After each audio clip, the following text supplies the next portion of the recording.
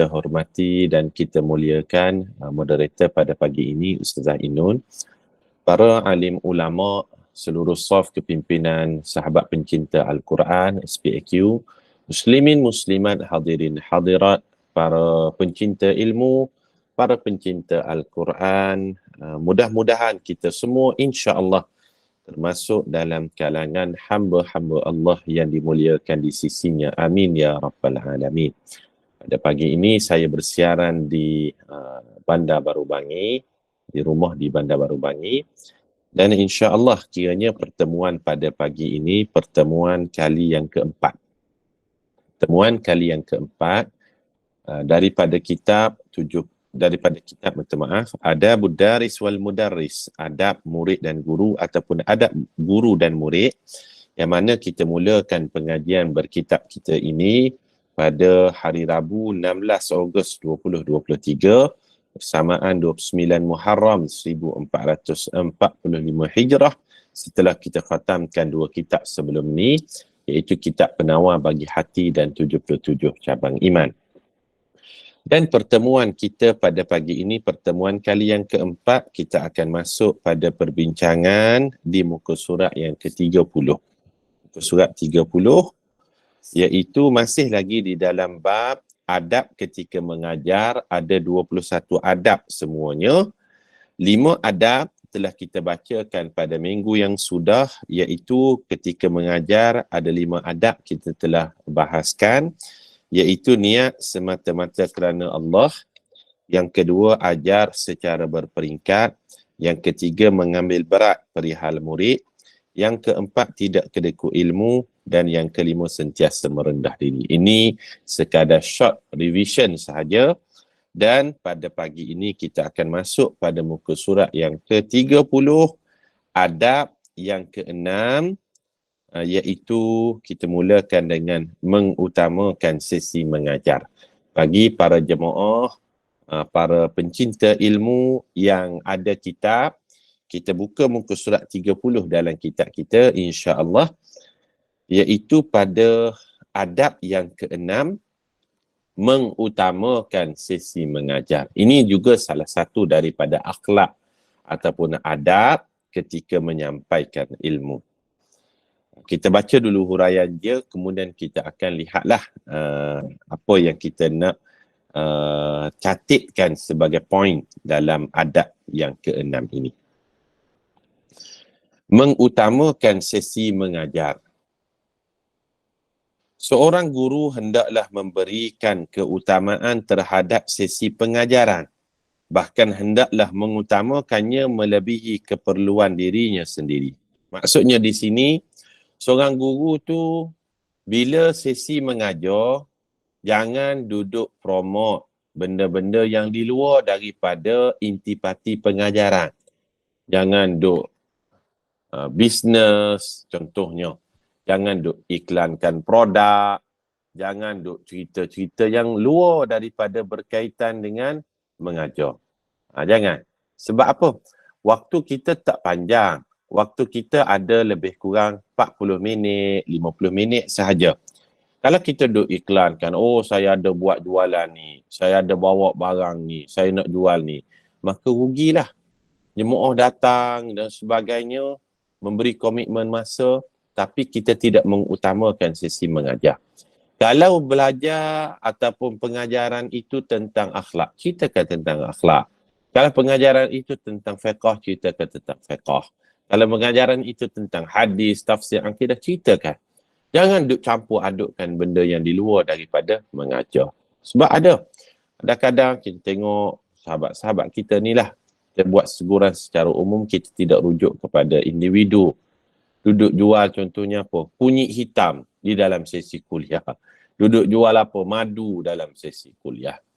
Duduk jual apa? Duduk promote package umrah dalam sesi kuliah. Rugi. Ambil kesempatan. Sebab adabnya ketika kita mengajar, ambillah masa yang betul-betul ada ni untuk kita menyebarkan ilmu, tetapi bukan ambil kesempatan untuk kepentingan diri sendiri. Ini adab yang ke-6. Kemudian kita tengok lagi. Adapun jika ada murid yang datang menemuinya, hendaklah mereka murid tersebut disambut dengan baik dengan menunjukkan rasa gembira dan wajah yang ceria. Kalau ada orang tanya, orang datang dan sebagainya, ceriakan wajah. Selain itu, seorang guru juga mesti menggunakan ilmu, harta dan pangkatnya dalam usaha berbuat baik kepada setiap muridnya. Sehingga kan ketika berkomunikasi dengan murid, seorang guru tidak memanggil dengan nama tetapi memanggil dengan kunyah, dengan nama gelaran masing-masing. Tak panggil dengan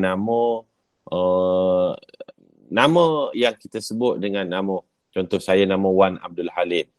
Kalau para jemaah panggil Wan saja, jadi kurang manis. Panggillah gelaran. Ustaz contohnya. Moderator namanya, minta maaf, Ustazah Inun. Jangan panggil dengan nama Inun saja, tapi panggillah dengan gelar Ustazah. Ataupun yang berhubung dengan kita, siapa namanya Puan. Kita panggil Puan kat depan. Ada kunyah, ada gelaran kat depan. Itu adab. Di samping itu, sekiranya ada dalam kalangan muridnya tidak hadir sewaktu sesi pembelajaran, maka guru hendaklah bertanya tentang ketidakhadiran mereka. Ini juga adab. Kalau kita tengok yang siapa yang familiar lah, yang saya selalu buat contoh, Puan Niksum contohnya. Kalau tak hadir, kita tengok kenapa tak hadir contohnya kan. Saya cek, Alhamdulillah Puan Niksum ada bersama dengan kita dan selalu mencatatkan poin-poin penting. Sebab apa, ini salah satu daripada adab kita di dalam mengajar. Mengutamakan sesi mengajar. Ini adab yang keenam. Saya tidak huraikan terlalu detail kerana banyak adab yang kita perlu lalui pada pagi ini insya-Allah. Itu yang keenam. Yang ketujuh, adab ketika mengajar memberi kefahaman yang terbaik. Memberi kefahaman yang terbaik. Maknanya kalau orang datang dengar kuliah, datang dengar tazkirah, join kuliah-kuliah sama ada secara online, pastikan ada pertambahan ilmu. Rugilah. Duduk 40 minit, 50 minit, tak ada apa yang bertambah. Utamakan kefahaman yang terbaik. Orang faham kuliah kita. Orang faham tazkirah kita. Itu adab ketika mengajar. Sebab orang yang berada dalam majlis ilmu ni akan ada 3 golongan. Golongan yang pertama, dia dapat ilmu yang dia belajar dalam majlis ilmu. Golongan yang kedua, orang yang berada dalam majlis ilmu, dia dapat ilmu yang dia belajar dan dia dapat ilmu yang tidak dipelajari dalam majlis ilmu. Maknanya ada ilmu tambahan yang dia tidak dengar tapi dia dapat. Dan ada golongan yang ketiga, dia berada dalam majlis ilmu, dia tak faham apa yang dibincangkan dalam majlis ilmu. Rugilah. Maka pastikan kita tidak termasuk dalam golongan yang ketiga ni. Kita tengok sikit huraian dia. Adab yang ketujuh ketika mengajar adalah memberi kefahaman yang terbaik. Sewaktu sesi pembelajaran, seseorang guru hendaklah berusaha untuk memberikan kefahaman terbaik pada muridnya. Tak kiralah sama ada, kalau ada masa kita buat sesi soal jawab contohnya. Ada sesi 2 hala. Ataupun para jemaah boleh tulis perkara-perkara yang kurang jelas, kurang faham di ruangan komen. Maka secara spontan saya boleh bagi penjelasan ataupun kefahaman. Kerana kalau mungkin sesi soal jawab dia akan mengambil masa yang sedikit panjang dan sebagainya. Kemudian kita ada kelas juga lepas daripada ni. Maka kalau kurang jelas kita tulis di ruangan komen, maka kita boleh terus respon. Itu supaya apa? Kita dapat kefahaman. Bukan setakat itu saja, muka surat 30 lagi. Bahkan guru juga hendaklah memberikan kefahaman terhadap muridnya mengikut tahap kefahaman dan ingatan mereka. Sebab kita semua ni ada lebih kurang 130 orang, dari sudut kefahamannya tak sama, dari sudut ingatan kita tak sama. Maka apa yang kita sampaikan tidaklah terlalu tinggi dan tidaklah terlalu rendah supaya kita boleh meraihkan semua pihak yang menyertai program kita. Maknanya sederhana sajalah. Tak terlalu tinggi sangat, tidak terlalu bawah sangat. Kenapa? Kefahaman dan ingatan kita ni tak sama. Janganlah memberatkan mereka dengan perkara yang tidak mampu mereka tanggung. Contohnya, minta hafal surah yang panjang-panjang. Contohnya. Kalau tak mampu hafal satu surah, hafal satu ayat dulu, kita bagi galakan, bagi motivasi. Jangan pula meremehkan atau memandang kecil sesuatu yang mampu ditanggung oleh mereka tanpa sebarang kesukaran. Orang ni ingatan dia kuat. Tapi kita remehkan. Awak ni tak mampu ni. Awak ni kalau saya bagi macam ni pun, lupa ni. Jangan remehkan. Raikan semua pihak. Sebab itu salah satu daripada adab kita menyampaikan ilmu. Muka surat 31. Selain itu, seorang guru juga mesti berkomunikasi dengan setiap murid mengikut tahap kefahaman dan semangat mereka. Maksudnya begini, kita berkomunikasi tu mengikut kepada tahap dan kefahaman masing-masing. Mungkin orang ni tahap tinggi sikit, jawapan kita mungkinlah lebih sikit. Ataupun orang ni payah sikit nak faham, jangan kita ajar terlalu yang tinggi. Mengikut kefahaman, itu maksudnya. Bagi murid yang sudah memahami, cukup sekadar dia menyampaikan dengan beberapa isyarat ataupun tanda. Manakala bagi yang belum memahami pula, hendaklah dia menerangkan kembali dan mengulanginya berkali-kali sehingga mereka mampu mengingatinya. Sebab ada orang yang dah faham, ada orang yang memerlukan pengulangan beberapa kali baru dia jelas dan faham. Maka kita raikanlah. Contohnya, kita beri penerangan yang pertama, belum faham lagi. Beri penerangan yang kedua, belum faham lagi. Beri penerangan kali yang ketiga, masih belum faham. Sedangkan ada yang dah faham dah. Maka yang belum faham tadi, kita buat penerangan secara khusus di luar daripada majlis yang ramai ni. Sebab apa? Kita nak raikan juga mereka yang dah faham ni. Dan supaya tidak mengambil masa yang lama. Jadi ambil kesempatan yang lain, kita face to face ataupun kita berkomunikasi secara dua hala antara guru dengan murid sahaja. Itu cara adab kita. Sebab apa? Sebab ada yang dah faham dah. Kita tak nak ambil masa yang panjang dalam perkara tersebut. Ini yang ketujuh. Yang ke-8. Adab yang ke-8 di dalam kita mengajar, yang ke-8-nya adalah mendatangkan contoh agar mudah difahami. Kadang-kadang kita kena bawa bandingan, baru orang mudah faham. Kadang-kadang kita kena bawa misalan, baru orang mudah faham. Kadang-kadang kita kena buat dalam bentuk pantun, hikayat, syair, sajak, baru orang mudah faham. Kerana ini merupakan salah satu daripada metod mengajar. Salah satu adabnya mempelbagaikan metod pengajaran, datangkan contoh, bawakan misalan dan bandingan. Contoh kan, kita tengok huraiannya. Muka surat 31. Seorang guru harus menyebut hukum tertentu yang mudah dijelaskan beserta contoh tanpa menyebutkan dalil bagi pelajar yang sukar mengingatinya. Bawa contoh-contoh tertentu yang dekat dengan jiwa ataupun dengan pemikiran dan kefahaman murid. Kalau kita dapati murid kita tu, pelajar kita tu payah nak faham, jangan bawa dalil dan sebagainya. Menyebabkan dia akan jadi lebih pening. Kerana kompleks dalil tersebut, hanya orang tertentu saja kadang-kadang yang boleh memahami perbahasan usul fiqh tentang dalil itu. Adapun jika murid tersebut tidak tahu sebahagian daripada dalil, maka sebutkan padanya. Kalau murid nak tahu juga dalil, kita bawakan dalil tersebut. Dan sebutkan juga dalil-dalil yang lain sekiranya dia mampu mengingatinya. Di samping itu, sebutkan juga permasalahan bersama jawapannya sekiranya dia mampu memahaminya. Kita kaitkan yang sama contoh dengan permasalahan tadi supaya dia lebih jelas. Contohnya kan, kenapa dalam masalah ibadah korban berlakunya dua hukum. Ada mazhab yang mengatakan hukum berkorban wajib. Ada mazhab yang mengatakan hukum berkorban sunat muakkadah. Yang mengatakan hukum korban wajib itu mazhab Hanafi. Yang mengatakan hukum korban itu sunat muakkad, mazhab Maliki, Syafi'i, Hambali. Apa sebabnya? Kita bawalah contoh-contoh dalil yang disimpulkan oleh mazhab Hanafi kenapa hukumnya wajib. Kita bawa contoh-contoh dalil yang disimpulkan oleh mazhab Maliki, Syafi'i, Hambali, hukum korban sunat muakkadah. Bila kita datangkan contoh-contoh itulah menyebabkan barulah pelajar, jemaah, murid akan lebih cepat faham. Ini sebagai contohlah adab kita di dalam mengajar. Contohnya kan. Yang ke-8. Yang ke-9.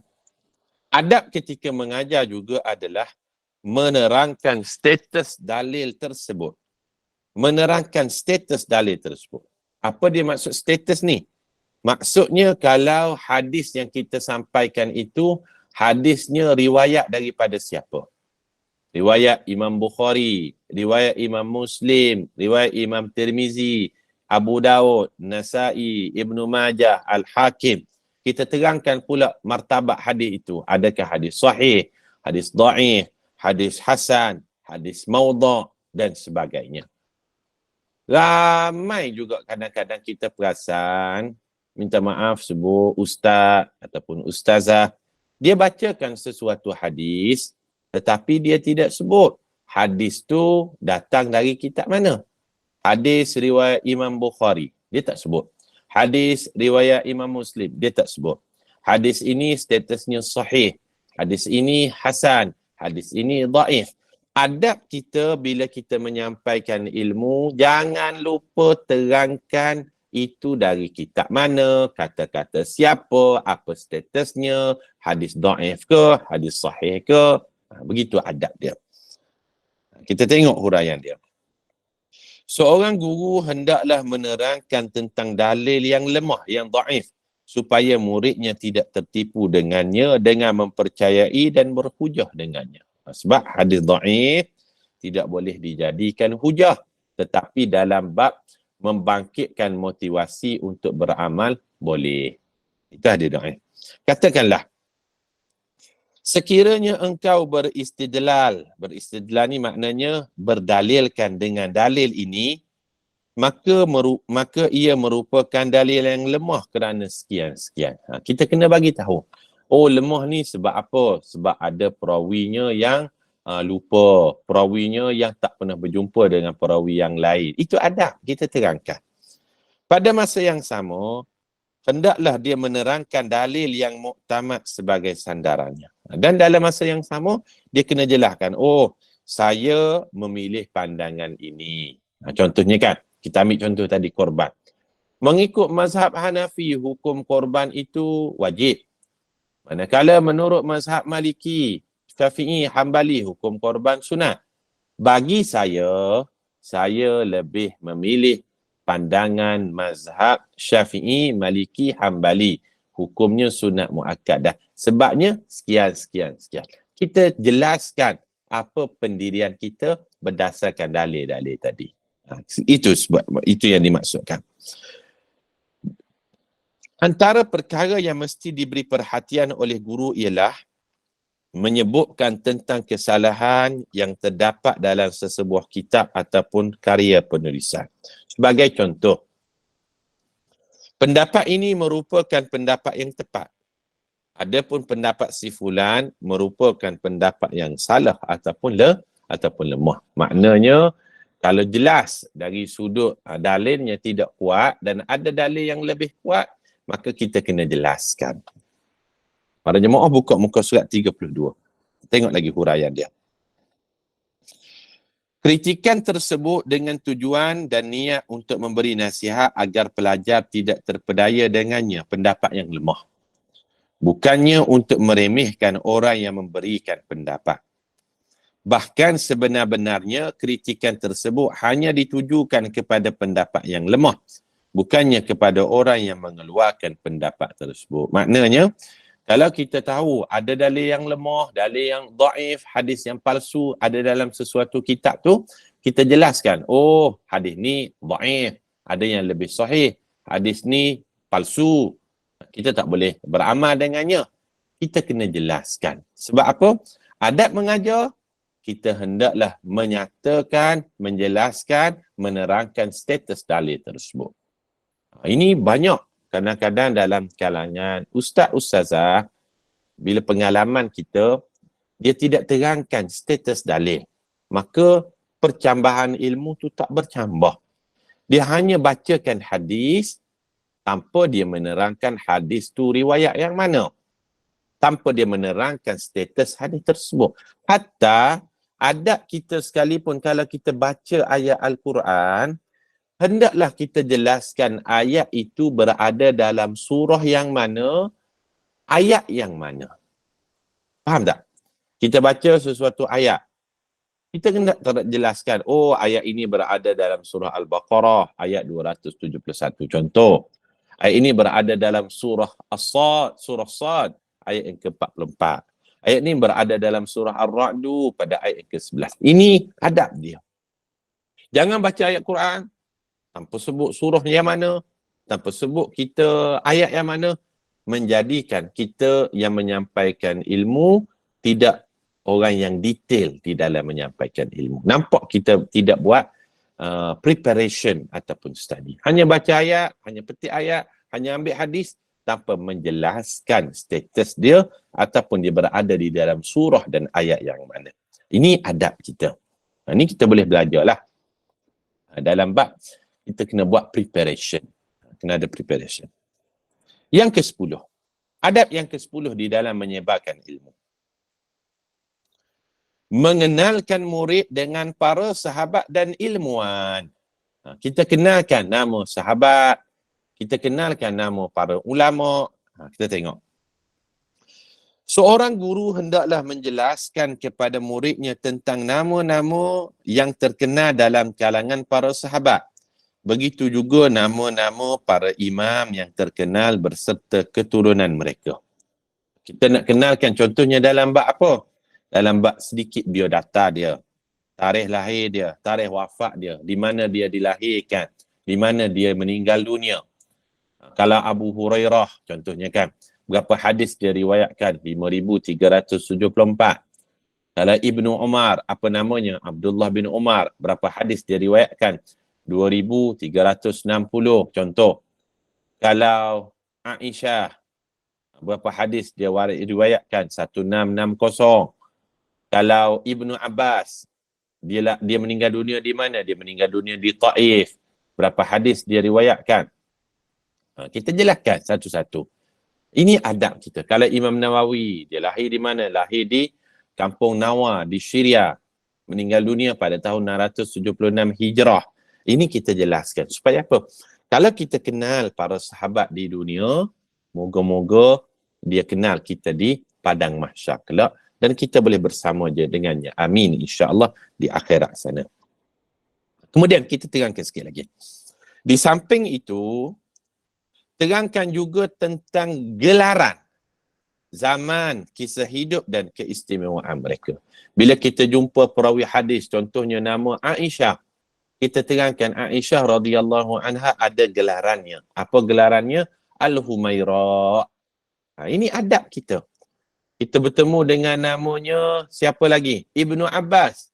Kita kenalkan dia ada gelarannya, dikenali sebagai Hibrul Ummah.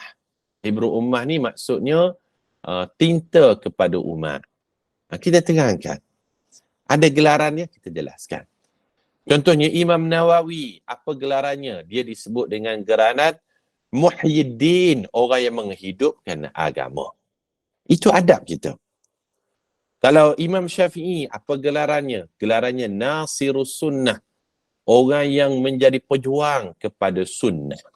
Itu gelaran.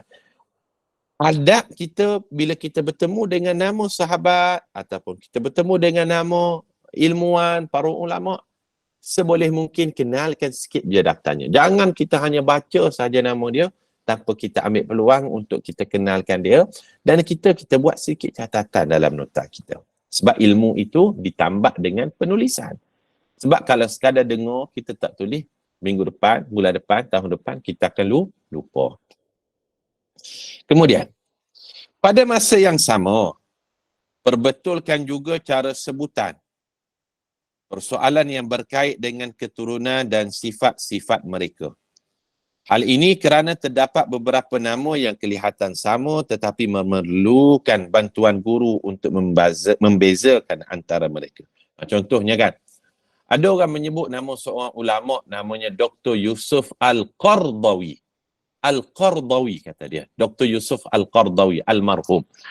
Sebutan yang betul bukan Yusuf Al-Qardawi, tetapi ada perkataan A ataupun ada baris atas, Al-Qardawi. Itu yang betul. Maka seorang guru kalau dengar muridnya menyebut perkataan Yusuf Al-Qardawi, bukan. Yang betul Al-Qardawi. Al-Qardawi. Bifathi ra, ada baris atas pada huruf ra. Al-Qardawi. Kita kalau sebutan yang salah, kita betulkan. Ada kita pernah dengar, dia sebut Imam Syafi'i. Imam Syafi'i dia kata. Syafi'i tu jiran rumah kita. Bukan Imam Syafi'i ataupun Imam Syafi'i. Imam Syafi'i tu orang depan rumah kita. Yang betulnya Imam Asy-Syafi'i. Kita betulkan sebutan yang selayaknya. Bukan Imam Syafi'i ataupun Imam Syafi'i. Itu orang yang kawan-kawan kita. Imam Asy-Syafi'i.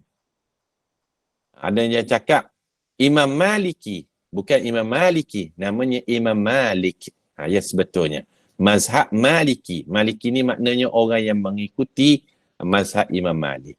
Itu sebutan yang betul. Maka kita betulkan yang biasa, biasakan yang betul. Kemudian, begitu juga terdapat lafaz-lafaz yang mempunyai dialek bahasa atau huruf tertentu yang memerlukan bantuan guru untuk membetulkannya supaya mereka dapat memahami makna yang tersirat di baliknya. Seperti kita sebut tadilah, ada beberapa perkara yang kadang-kadang kita tak tahu, kadang-kadang kita perlu rujuk pada orang yang lebih alim, lebih tahu daripada kita, maka kita dapat yang betul tadi. Ini adab dia. Sebagai misalnya, misal ni contoh, perkataan itu dibaca dengan baris atas, hadapan atau bawah. Dibaca tanpa tasydid. Tasydid ni sabdu atau bertasydid. Atau dibaca dengan hamzah ataupun tidak. Adakah ia merupakan perkataan yang berasal daripada Arab, Ajam atau Mu'arrabah, iaitu yang diarabkan oleh yang digunakan oleh masyarakat Arab. Maka kalau kita tak tahu, tak pasti, maka kita rujuklah dengan orang yang lebih tahu. Bahkan saya pun selalu tanya kepada orang-orang yang lebih tahu dan sebagainya supaya apa? Kita biasakan yang betul. Kadang-kadang kan, sebagai contoh sajalah. Kalau di Kelantan tu, ada satu kampung namanya Kampung Pendik. Pendik namanya, Kampung Pendik. Tapi ejaannya P-E-N-D-E-K. P-E-N-D-E-K. Pendek kalau kita baca berdasarkan ejaan. Tapi orang kampung di sana, dia tidak baca kampung tersebut kampung pendek. Tapi dia sebut kampung pendik. Jadi macam mana kita nak tahu sebutan yang betul? Maka kita perlu rujuk kepada orang yang lebih tahu, iaitu penduduk kampung tersebut. Kita tanya kampung apa ni? Kampung pendek ke? Dia kata bukan. Ini walaupun tulis perkataannya P-E-N-D-E-K, pendek, tetapi kami baca pendik. Faham para jemaah sekalian? Ini sebagai satu contoh.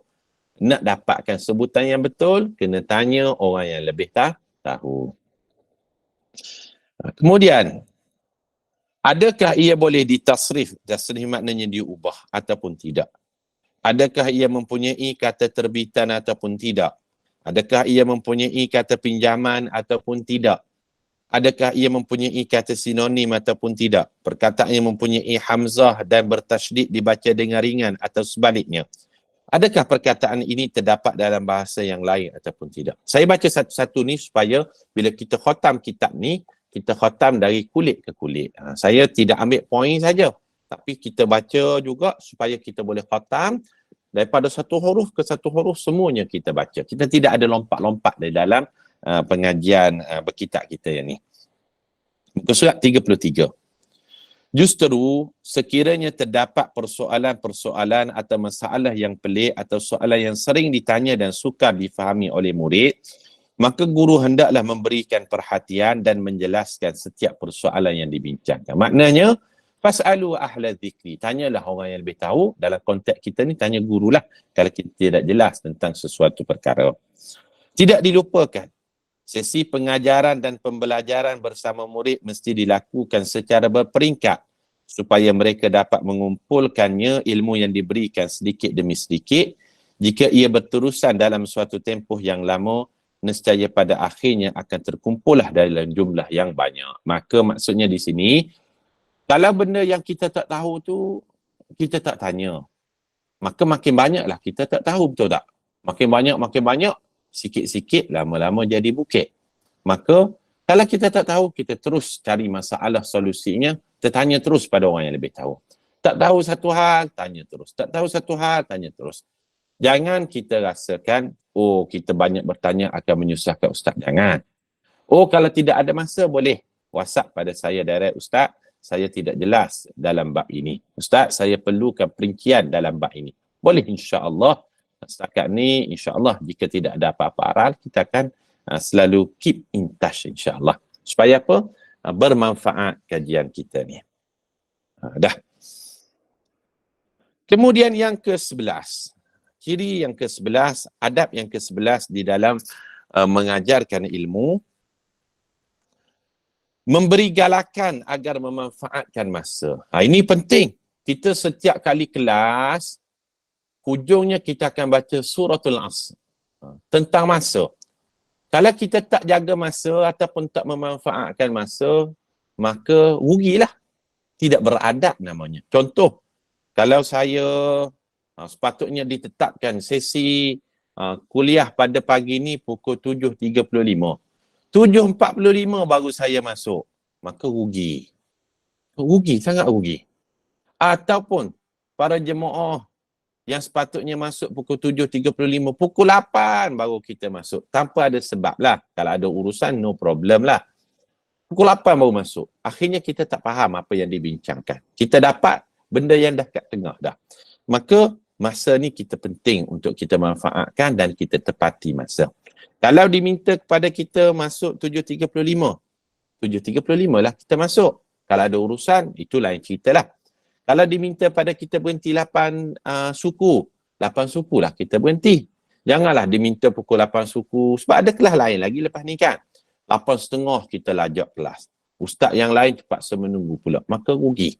Ataupun diminta berhenti 8.30, pukul 8 dah berhenti dah. Maka akan ada jurang masa yang menyebabkan jemaah akan keluar, tidak dapat menyertai kelas yang seterusnya. Maka dalam bab masa ni kita kena jaga. Sebab kita selalu baca surah Al-Asr. Wal-Asr kita sebut. Demi masa. Kalau masa kita tak jaga, maka umat Islam ni berada dalam kerugian. Innal insana lafi khusr. Manusia ni berada dalam kerugian. Melainkan orang yang jaga masa dia. Kita tengok huraian dia. Seorang guru hendaklah memberikan galakan kepada murid supaya menggunakan masa dengan sebaiknya. Bukan sahaja guru perlu beri galakan kepada murid jaga masa, guru sendiri perlu menunjukkan contoh menjaga masa. Kalau contohnya terlewat supaya tidak timbul su'uzon, buruk sangka, dia perlu jelaskan. Saya lewat ni kerana jam. Saya lewat ni kerana ada masalah internet. Saya lewat ni kerana uruskan anak. Kena jelaskan supaya tidak menimbulkan perasaan buruk sangka pada guru tersebut. Sekiranya terdapat masa lapang, hendaklah dia menyoal mereka tentang perkara penting yang telah diajarkan. Ada masa lebih, kita boleh buat sesi soal jawab ataupun dua hala. Kalau tidak ada masa, boleh WhatsApp secara personal. Jika ada dalam kalangan mereka yang mampu mengingatinya, hendaklah dia memuliakan dan memujinya. Namun jika terdapat juga murid yang tidak mampu mengingatinya, hendaklah dia mengulanginya sehingga murid tersebut dapat mengingatinya dengan jelas. Contohnya macam ni. Sekiranya ada dalam kalangan guru ataupun murid yang seling terlambat, tidak jaga masa, tidak memanfaatkan masa, maka perlu sentiasa saling memperingatilah antara kita. Contohnya kan, kalau saya terlambat 7.35, tak masuk lagi. Contoh, opah pun WhatsApp, Ustaz, jangan lupa 7.35 ni sesi Ustaz. Baru kita teringat. Kadang-kadang kita terlupa. Biasalah manusia. Maka sering mengingatkan itu bukan hanya guru mengingatkan murid. Tapi kadang-kadang murid juga perlu mengingatkan guru itu tadi. Last sekali saya ambil yang ke-12 lah pada pagi ni. Sebab dah nak pukul 10 suku. Adab yang ke-12 adalah terapkan sifat adil. Sifat adil. Maknanya, kita tengok apa yang disampaikan, bukan kita tengok siapa yang menyampaikan. Jangan kadang-kadang orang ni, bila dengar je nama, saya tak boleh. Tanpa dia dengar dulu apa penjelasan dia. Kena ada sifat adil di dalam menyampaikan. Seorang guru harus menerapkan sifat adil dalam diri murid ketika melakukan kajian. Dalam hal demikian, sudah tentu dia dapat memperkenalkan kepada mereka tentang kepelbagaian pendapat meskipun ketika usia mereka masih muda. Maksudnya macam ni. Kalau sesuatu perkara itu ada satu pendapat, kita katakan ada satu pendapat. Kalau perkara itu ada dua pendapat, katakan ada dua pendapat. Kalau ada tiga pendapat, kita katakan ada tiga pendapat. Berserta dengan dalilnya dan di akhirnya kita katakan saya lebih cenderung kepada pendapat mazhab Syafi'i. Contoh. Contoh tadi saya bawakan isu tentang korban. Dalam masalah korban, ada mazhab yang mengatakan wajib, mazhab Hanafi. Ada mazhab yang mengatakan sunat, muakkadah, mazhab Maliki, Syafi'i, Hambali. Dalilnya sekian. Saya lebih cenderung memilih pendapat mazhab Syafi'i, hukumnya sunat muakkadah. Itu maksudnya sifat adil. Kita terangkan pendapat-pendapat yang ada. Tujuannya apa? Nak mencambuhkan ilmu dan kita memuktamadkan. Kita memilih pendapat yang sekian. Itu maksud terapkan sifat yang adil. Para jemaah sekalian, dah 8 suku. Saya berhenti pada muka surat 33, iaitu pada adab yang ke-12. InsyaAllah pada minggu depan, kita akan sambung pada adab yang ke-13 hinggalah adab yang ke-21 insya-Allah. Adab yang ke-13 hingga adab yang ke-21 untuk kita melengkapkan bab yang keempat, dan minggu yang seterusnya nanti kita akan masuk pada bab yang kelima, iaitu adab seorang murid. Adab seorang murid. Apa yang perlu ada pada seorang murid? Kesemuanya kalau kita tengok dalam kitab kita ini, adab bagi seorang murid ada 36 adab semuanya. 36 adab. Moga-moga kita dapat mempraktikkan apa yang kita belajar pada hari ini, kerana apa yang lebih penting, ada perubahan dalam setiap pengajian kita. Tanda ilmu yang barakah, ada perubahan dalam pengajian insya-Allah. Jadi saya rasa sekadar itu saja perkongsian pada pagi ini, moga bermanfaat. Kita buat sedikit catatan. Kita berhenti pada adab yang ke-12, terapkan sifat yang adil. Pada minggu depan kita akan sambung pada adab yang ke-13, sampaikan pengajaran dalam keadaan selesa dan jelas. Wallahu alam. Saya serahkan kembali pada Puan Inun. Persilakan. Okay, baik, terima kasih Ustaz. Alhamdulillah, jazakallah khairan kepada Ustaz Wan Abdul Halim atas kesudian berkongsi ilmu ini melalui pengajian berkitab kita, itu adab murid dan guru. Yang semoga dengan perkongsian ini memberi manfaat kepada sesiapa sahaja yang mahu menjadi seorang guru atau sedang menjadi seorang guru. Dan moga kita sama-sama muhasabah diri demi manfaat ummah semua. InsyaAllah di lain kesempatan kita akan bersama-sama lagi dengan Ustaz bagi sambungan topik selanjutnya. Dan Ustaz bagi menangguhkan majlis ini, saya serahkan kepada Al-Fadhil Ustaz Wan Abdul Halim bagi menutupnya dengan tasbih kafarah dan surah Al-Asr. Silakan Ustaz. Bismillahirrahmanirrahim. Subhanakallahumma wa bihamdika nashhadu an la ilaha illa anta nastaghfiruka wa natubu ilaih. Bismillahirrahmanirrahim. Wal 'asr innal insana lafi khusr illa alladhina amanu wa 'amilus solihat wa tawassaw bil haqqi wa tawassaw bis sabr. Terima kasih semua. Assalamualaikum warahmatullahi wabarakatuh. Waalaikumsalam warahmatullahi wabarakatuh. Terima kasih Ustaz. Okey, baik. Terima kasih Ustaz. Okey. Terima kasih Ustaz. Okey. Assalamualaikum. Sama. Waalaikumsalam warahmatullahi wabarakatuh. Mohon para jemaah sekalian ya, kita pun